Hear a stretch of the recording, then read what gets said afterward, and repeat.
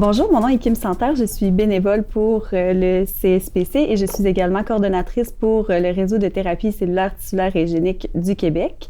Aujourd'hui, j'ai le plaisir de m'entretenir avec Dr Étienne Richer, directeur des programmes de génomique chez Génome Canada. Avant de commencer, le CSPC tient à souligner sa reconnaissance envers Génome Canada pour son soutien et également pour son engagement envers sa communauté. Bonjour, Dr Richer. Bonjour. Génome Canada a lancé plus tôt cette année l'Initiative canadienne de santé de précision. Pouvez-vous nous parler de ses objectifs?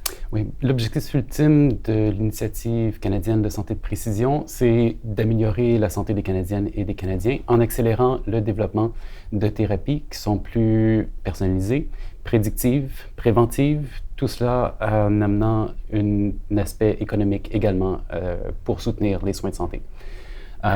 Donc, pour ce faire, l'Initiative canadienne en santé personnalisée va permettre la création d'une banque de données de plus de 100 000 génomes de participants avec des données de santé et sociodémographiques associées.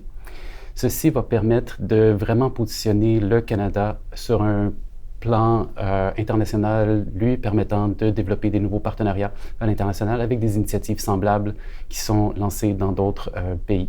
Pouvez-vous nous parler des projets de recherche qui génèrent les données de cette initiative? Oui, il y a 12 projets qui sont soutenus financièrement par Génome Canada. Chacun de ces projets s'adresse à différents aspects de la santé des Canadiennes et des Canadiens. Par exemple, certains vont améliorer le diagnostic des maladies rares, d'autres vont permettre un diagnostic précoce des cancers, ou sinon pour des maladies chroniques telles que les maladies cardiovasculaires, améliorer les traitements et les soins qui sont donnés aux patients. Un point de vue très important, ou un aspect très important de ces 12 projets, c'est qu'ils ont été sélectionnés pour représenter un portfolio de différents aspects justement de santé, mais également pour représenter la diversité de la population canadienne, pour faire en sorte que les nouvelles solutions de santé qui sont amenées soient équitables. On entend souvent parler de l'intelligence artificielle, du pouvoir de l'intelligence artificielle pour transformer les industries. Pouvez-vous nous expliquer comment l'intelligence artificielle et la génomique se recoupent? L'application de l'intelligence artificielle dans le contexte des données génomiques est probablement une des applications les plus puissantes de l'intelligence artificielle. Les données génomiques représentent une complexité assez élevée, surtout lorsque combinées avec des données de santé. Donc, en appliquant l'intelligence artificielle, ça permet vraiment d'accélérer le développement de nouvelles solutions. Ces nouvelles solutions-là peuvent être très variées. On parle d'accélérer le diagnostic, on parle d'identifier des nouvelles cibles pour le développement de médicaments. On parle également de développer des algorithmes cliniques prédictifs qui peuvent être implantés par la suite dans le système de soins de santé. Sur la scène internationale, c'est vraiment important de développer cette capacité-là au Canada pour positionner le Canada et garder la compétitivité de notre pays au niveau international. Et également, dans ce contexte, le Canada possède des réels avantages. Nous investissons depuis longtemps dans le développement d'une communauté génomique florissante. Nous soulignons cette année, par exemple, les 25 ans de Génome Canada, ces 25 ans d'investissement en génomique dans tous les domaines, incluant la santé. Nous possédons également une incroyable diversité humaine et environnementale. Ceci, comme j'ai mentionné un petit peu plus tôt, ça permet vraiment de générer des nouveaux algorithmes, des nouvelles solutions qui peuvent être appliquées de manière équitable pour le bénéfice de tous. Finalement, nous possédons également un système de santé qui est universel et public. Et quand on parle de générer des grands ensembles de données et de pouvoir combiner ces données-là avec un système qui représente un niveau de soins similaire, encore une fois, ça amène une compétitivité, un avantage au niveau canadien. Donc, c'est vraiment dans ce contexte-là que nous sommes bien heureux de pouvoir lancer l'initiative canadienne en santé personnalisée. Génial. Mais quel type d'infrastructure et de gouvernance des données aurons-nous besoin pour garantir que l'utilisation de ces données ait un impact, mais aussi soit utilisée de façon éthique et responsable? Oui, l'Initiative canadienne en santé personnalisée bénéficie en ce moment du lancement et du développement de la bibliothèque génomique pan-canadienne.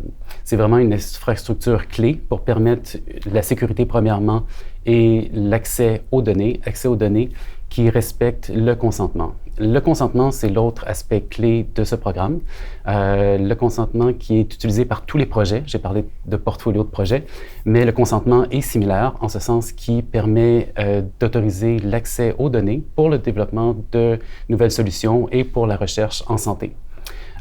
Et au niveau des infrastructures qui sont présentes ici, on peut quand même compter sur des investissements passés. On parle du programme Tous pour un, qui a permis l'implantation de la génomique clinique dans plusieurs secteurs au Canada et le partage des données entre les provinces, ce qui est assez important dans ce contexte-ci. Et nous avons aussi le projet CanCoGen, qui en fait c'est toutes les données de génomique générées dans le cadre de la COVID, qui a vraiment permis de jeter les bases des aspects techniques qui permettent le partage des données, mais également toute la gouvernance et, encore une fois, le consentement qui est requis pour permettre ce partage de données-là pour l'utilisation de manière large en recherche. Génome Canada a commencé comme un organisme de financement de la recherche plus traditionnel, mais a évolué vers une approche axée sur la mission en matière d'innovation. Comment cette initiative reflète-t-elle cette approche? Oui, donc c'est vraiment une philosophie qui est axée sur la mission où tout commence par l'identification d'un problème clair. Dans ce cas-ci, le besoin d'accélérer le développement et l'implantation de la médecine génomique au Canada, suivi de l'élaboration d'un ensemble de solutions qui vont permettre d'arriver à résoudre ce problème-là identifié ou cette mission. Pour ce faire, il y a vraiment besoin d'avoir des changements systémiques. Donc, c'est des changements et une mission qui ne peuvent pas être réglés par un seul groupe de recherche ou une seule institution. Donc, il y a vraiment besoin de travailler de manière collective et d'arriver à une solution commune. Dans ce cas-ci, en plus de financer les 12 projets de recherche, qui vont chacun avoir un impact déjà important dans leur domaine précis, l'initiative canadienne en santé personnalisée va vraiment permettre de supporter également le développement de la gouvernance qui est requise pour amalgamer toutes ces données-là et leur permettre de fonctionner de manière coordonnée, et également de supporter les infrastructures qui sont requises pour permettre ce partage de données-là et l'utilisation subséquente dans le développement d'innovations qui vont pouvoir amener des bénéfices pour la santé des Canadiennes et des Canadiens. Finalement, tout cela repose vraiment sur une collaboration intersectorielle. Donc, en plus des cliniciens et des chercheurs qui traditionnellement travaillent ensemble, il y a tout le secteur industriel qui doit être partie prenante et contribuer à ce développement-là, de même que les décideurs politiques et de manière très importante, les communautés et les patients qui doivent non seulement bénéficier des innovations qui vont être produites par l'Initiative canadienne en santé personnalisée, mais également contribuer à son développement et activement au projet de recherche. Et finalement, quel regard portez-vous sur la contribution du CSPC et son rôle dans la communauté à titre de pôle de connexion, de mobilisateur de connaissances et d'incubateur des talents dans le domaine des politiques liées à la science et à l'innovation? Oui, donc je crois vraiment que l'alignement du CSPC permet de pleinement soutenir l'approche axée sur la mission de l'Initiative canadienne en santé personnalisée.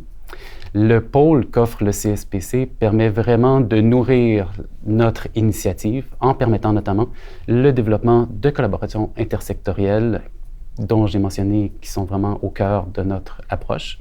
Également, ça renforce le développement de tout ce qui est les politiques de gouvernance des données qui sont essentielles au succès de l'ISPC, au-delà des aspects techniques. L'aspect de gouvernance, c'est probablement l'aspect qui est principal à régler. Donc, les contributions du CSPC et des discussions qu'on peut avoir dans ce contexte-là sont clés. Et finalement, ça facilite l'application et le transfert des connaissances par l'intégration de tous les différents acteurs et aussi d'assurer que ce transfert des connaissances et les bénéfices de notre initiative puissent vraiment bénéficier à tous les Canadiens par toutes les discussions sur l'importance au niveau de tout ce qui est équité, diversité et inclusion que le CSPC soutient depuis des années. Merci beaucoup. Grand plaisir.